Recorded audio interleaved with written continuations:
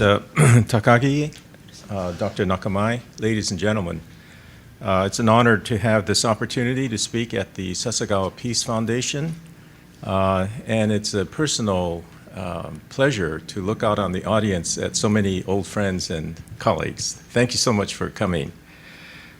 Today I wanted to talk about the Japanese economy from an outsider's perspective. Let me start by saying that the period that I grew up as a junior high school student, and college student coincided with the most remarkable era of economic development in modern economic history. And it was really the story of Japan, the story of Japan's recovery from the devastation of the Pacific War and its pathway towards pace-setting rates of economic growth. Japan was the envy of the world from really 1970 through 1990, an era in which from 1955 to 1970, Japan's average growth rate was 9.5% per year. It recalls really the growth rates of China and the rapidly growing economies today. From 1971 to 1990, it slowed to 3.8 average growth rate during this period of time, thanks to the oil embargo and the maturation of the Japanese economy. And China is going to probably go through a similar slowdown as it now enters more maturity. And then from 1991 to 2011, the growth rate slowed to less than 1%, 0.8% average growth rate over 2 decades. This was an anticlimax to the story of the Japanese economic miracle.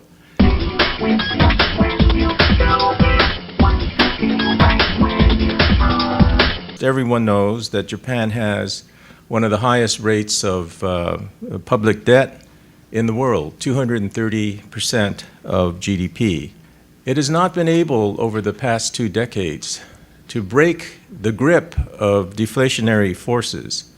And it is, as we see in the growth rates, 0.8% growth rate over the past 2 decades, treading water and really not making the headway that it showed in the 1970s and 1980s.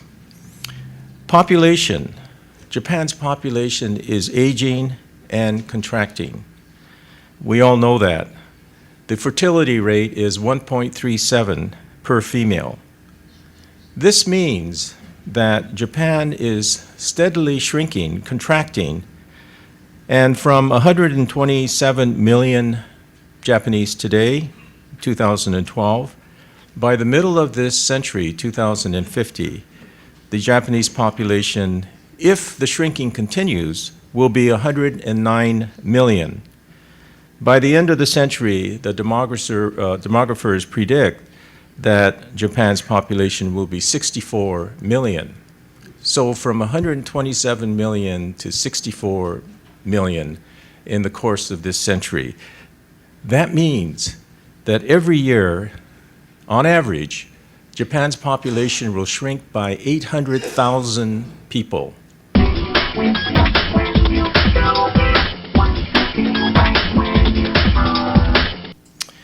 If you look at the industrial economy, Japan's companies, its leading edge companies, have been falling behind. In 1990, the Japanese consumer electronics companies like Sony and Panasonic were considered the great champions of consumer electronics in the world. But today, 2 decades later, Sony's market cap is $12 billion compared to Samsung, which is $160 billion, and Apple, which is $638 billion. And you see that Sony, Panasonic, sharp, they're hemorrhaging deficits and having difficulty competing in the new areas of electronics. So this has been a dramatic turnaround. There are also rigidities in Japan's labor market. And over time, we see that women, that only 48% of women in Japan participate in the labor force, which is one of the lowest figures in the OECD. For men, it's 72%. But for women, it's 48%. And not only that, but women receive 60% of the men's salary for work that is similarly done. Women occupy only 4% of CEO positions in Japan. So there are inefficiencies in the labor market. Foreign residents in Japan represent less than 2% of the Japanese population. This small percentage of foreign-born workers in the economy suggests that there are costs to this homogeneity, and one of the costs is the steady influx of high-level, high-skilled jobs or workers coming from abroad. That has been the secret of America's competitive success in entrepreneurship and innovation.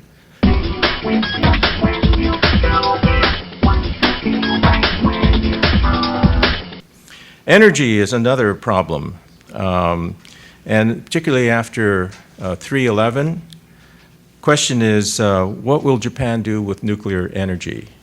Will it reduce it to 15% of electricity generated, or bring it down to zero? And whatever the decision the Japanese make, it is likely to lead to higher energy costs and incentives for Japanese companies with higher energy costs to manufacture and set up overseas. And then another problem in Japan, as in other advanced industrial economies, is governance. A lack of leadership, partisan gridlock, a narrow partisan burrowing in of a partisan interest rather than national interests. And this has been a serious political problem for all industrial democracies during times of recession.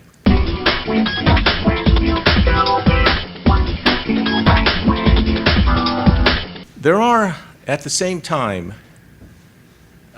extremely encouraging trends and developments. I call them economic opportunities. We are now living in what Schumpeter would call an era of creative destruction. We have a tsunami of innovation and change taking place. We have disruptive, revolutionary technologies that are changing every sector of the world economy. So there is, on the horizon, a boom in terms of technology and innovation and entrepreneurship, and Japan has an opportunity to participate in this remarkable cycle of innovation. There is also a global infrastructure boom, and it's part of this innovation boom. And as countries in the world develop, China and India, Indonesia, Brazil, Russia, they are developing infrastructure. Energy, transportation, healthcare, telecommunication, every segment of their infrastructure is undergoing expansion and upgrading. So this energy infrastructure is a huge, booming market, both now and in the future. Now, Japan brings into this infrastructure boom a lot of competitive assets, and so far, it has not been exported fully. There have been some exports of the technology abroad, but with the boom in infrastructure that I'm talking about, there is a tremendous opportunity for high-speed rail, for subways, for municipal transportation, many areas of transportation infrastructure for Japan to develop. Energy is another emerging areas: smart grid, smart homes, smart communities, using renewable energies to connect, to store energy, electrical vehicles, battery recharging infrastructure. Many of these areas, again, provide an opportunity for Japanese companies and Japanese technology. And again, I want to point out that Japan has superlative technology in these areas. Finally, let me say that there are deep pockets that Japan has still in its economy. In spite of the large government debt, it's estimated that Japan has maybe 12 to 15 trillion dollars of private household and corporate savings. With these deep pockets, it's possible for Japan to finance infrastructure projects, for example, and to engage in investments, infrastructure investments that I think will yield 6, 7, 8% returns over long periods of time.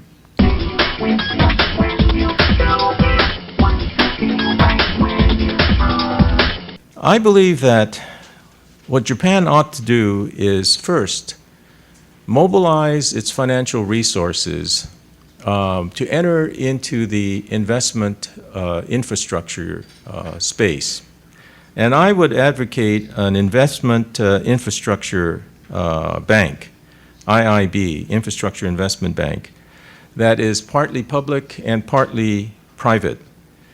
With this kind of bank, Japan can offer very competitive financing for investment projects in developing countries like India. Second, I would urge Japanese companies and the Japanese government to target industrial standards as a goal for Japanese companies, not just the products, but the standards. Also, I think that it's essential for Japan to establish and build an architecture of connectivity to innovation and entrepreneurship in the United States, Silicon Valley. And I believe that some kind of architecture to build connections with Silicon Valley should be a high priority. I believe also that it is necessary for Japan to integrate fully and empower women in the workforce. A recent Goldman Sachs study suggested that if you gave equal pay for women, you might, and you allowed women equally into the workforce, there would be 8.2 million women workers coming online and a GDP growth of 15%, of $800 billion. And I believe that Japan ought to experiment with bringing highly skilled entrepreneurs and workers into the country, maybe 10,000 a year, and allowing them over a period of time to be integrated into the Japanese workforce and get Japanese citizenship. What Japan needs to do is to awake from complacency and to have a kind of commitment, a mobilization, a sense of crisis for renewal, for experimentation and adaptation, to take maximal advantage of the historic opportunities in the infrastructure. Thank you, and if you have any questions, I'll be happy to entertain them.